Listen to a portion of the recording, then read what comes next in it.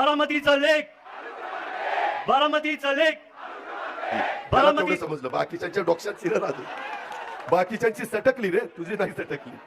त्यामध्ये मी त्या येणाऱ्या विधानसभा निवडणुकीच्या निमित्ताने आपल्याच लाडक्या आदरणीय अजितदादा पवारांच्या प्रचारार्थ सर्व इथं जमलेलो आहे. सर्वच सन्माननीय व्यासपीठ, महायुतीचे सर्वच घटक पक्षातले पदाधिकारी, सहकारी, इथं उपस्थित सर्वच बंधू भगिनी, वडीलधारी मंडळी आणि तमाम बारामतीकरांना माझा नमस्कार. आज मी पहिल्यांदा दादांच्या समोर भाषण करतोय. थोडं घाबरलेलो आहे, पण नक्कीच जर माझ्याकडनं काही चुका झाली दादा मला माफ करा.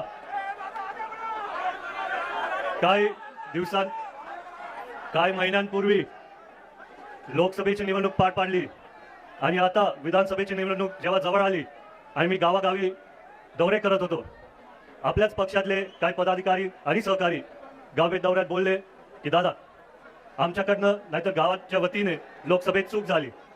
पण जेव्हा मी गावागावी जात होतो मी सर्वांना सांगितलं की आदरणीय दादांनी आणि वहिनींनी दादाला आणि मला चांगले गुण शिकवलेत.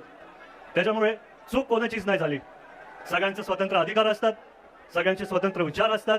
ही लोकशाही आहे आणि त्यातल्या त्यात सर्वच बारामतीकर पूर्ण पवार कुटुंबावरती प्रेम करतात. त्याच्यामुळे तेव्हाच त्यांनी ठरवलेलं होतं की लोकसभेला ताई म्हणजे साहेब आणि विधानसभेला दादा.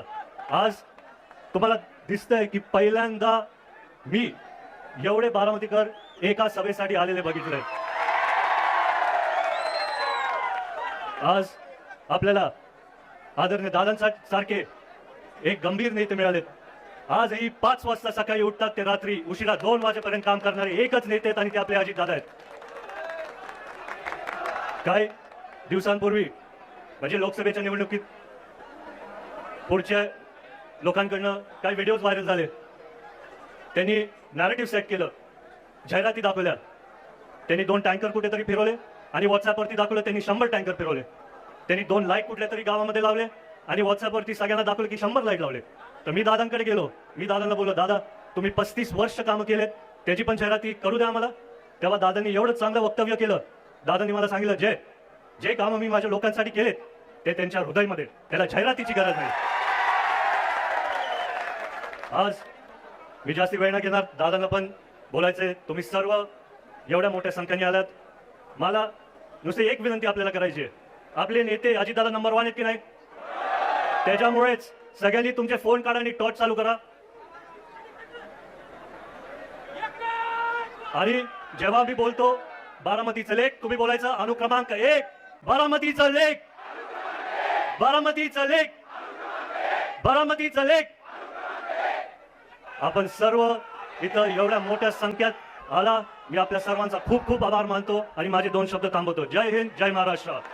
धन्यवाद. आपल्या सगळ्यांचे लाडके नेते, न भूतो न भविष्यती अशी सांगता सभा या ठिकाणी आदरणीय दादांच्या उपस्थितीमध्ये क्रमांक 1 चं बटन आदरणीय अजितदादा पवार विक्रमी सभा या ठिकाणी होते.